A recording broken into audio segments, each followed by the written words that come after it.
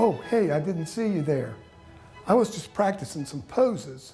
I figured sooner or later somebody would want to do a portrait of me, and I wanted to make sure I had a good pose in mind. I like something like this. What do you think? Well, look, come on in and sit down. Let's visit a little bit. Well, after 35 years as a library director and a career that spanned 5 decades, I've decided to hang up the old date due stamper. Well, by this time, a lot of you have said things about me, and I'm expected to make some type of response, and I want to. And I thought it'd be best for me to collect my thoughts and maybe produce a video about it so I would not forget some things that I would want to say or thank people that I need to thank. First of all, I'd like to thank the people who I've worked with over the years. That includes the many library trustees who've worked with me, and I want to let them know that I truly appreciate the confidence that they've shown in me, letting me do my job without trying to get overly involved in the daily operations of the library. Likewise, I'd like to thank the members of our Friends of the Library.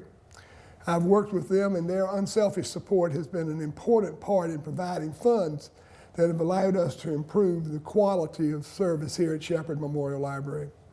I'd like to give a special thanks to the many library staff members who I've worked with during my time here at Shepherd. Their dedication and commitment to service has always been unfailing, and it's been a great joy to work with these folks. Our mutual respect for each other has allowed us to create a library system that we can all be proud of. You know, one of the staff members paid me what I consider the ultimate compliment when he said, "You've guided the library system with a hand that's done everything without disturbing anything." I like that. I'd also like to thank the city and county managers, department heads, and city and county employees who I've worked with over the past 30 years. They've been very cooperative, and I thank them for their professionalism in helping the library the many times that they have. Finally, I'd like to thank the elected officials who appropriated the money to support the library over the years. Maybe the funding wasn't always what we needed or what we thought we needed, but I never felt that we were singled out or treated unfairly or that local budgets were deliberately balanced on the back of the library. Now I'd like to get a little bit philosophical and talk about my work in the library field. I've really been lucky to be involved in a career that's allowed me to do something that I truly enjoyed. I've been able to combine my interest in education and reading with other personal inclinations, and being a library director has been a natural fit for me. My career as a public library director has combined elements of self-education, community involvement, business management, and helping people, all of which are things that appeal to me very much.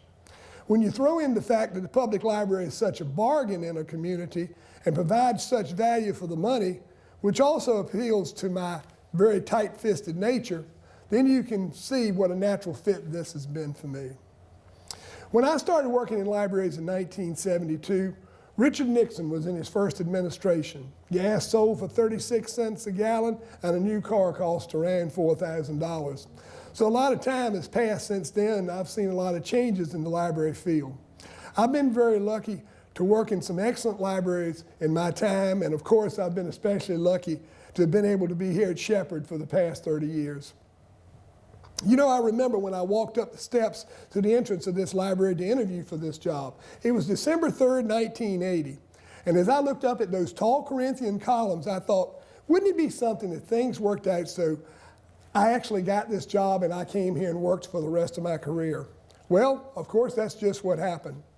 Shepherd Memorial Library has been a focal point and a key element to the cultural life and quality of life in Greenville and Pitt County for 80 years, and it's a treasure that we all should protect and support so that it continues to flourish. I've tried to build on the tradition that existed when I first came here, and now it's up to others to see that that tradition of quality continues. I think the Board of Trustees have taken a great step forward by hiring Greg Needham as my successor. I've known Greg for a long time. I know he appreciates and understands the value of the public library, and this library in particular, and I know that he'll be sure that the Shepherd tradition continues.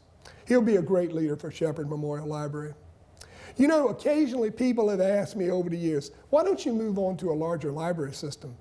You know, I decided a long time ago when I started in this field that I wanted to go to a community, to make a commitment to that area, and to become a part of the community, even beyond my professional career as a library director.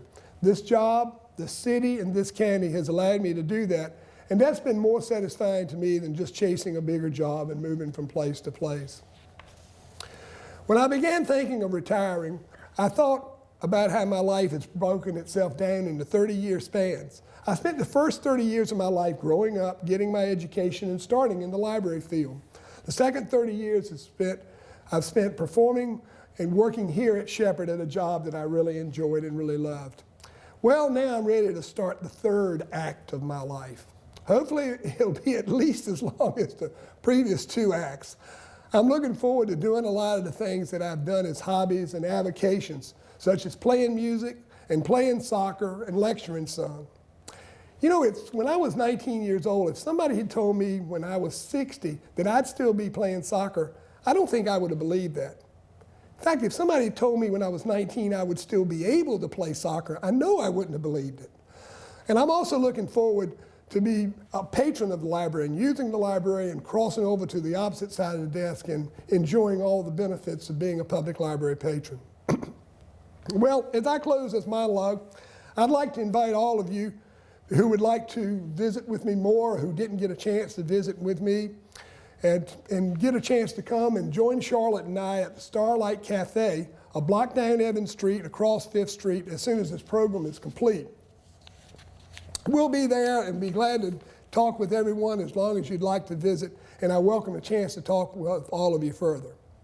Now, a lot of you asked if I was going to write a song for this occasion, and I wouldn't want to disappoint you. So, this is what I call the Ballad of Willie Nelms.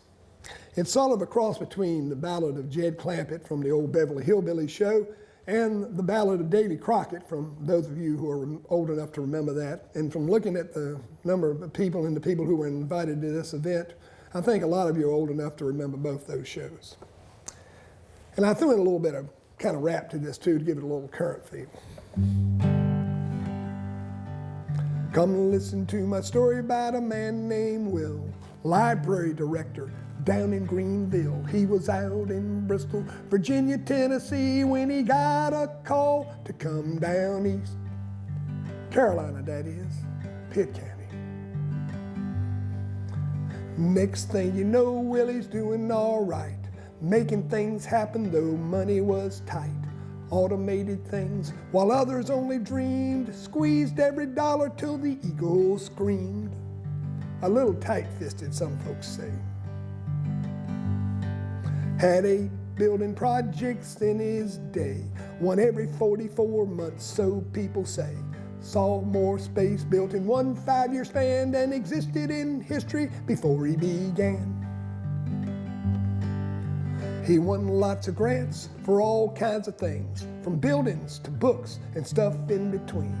Gave folks their money's worth and never seemed troubled, increased use of numbers more than doubled.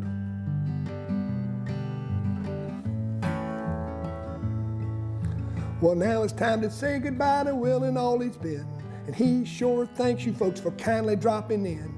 He's leaving this job but not this locality, and he thanks all you folks for your hospitality. And that's the Ballad of Willie Nelms. Stay tuned. The third act will begin shortly.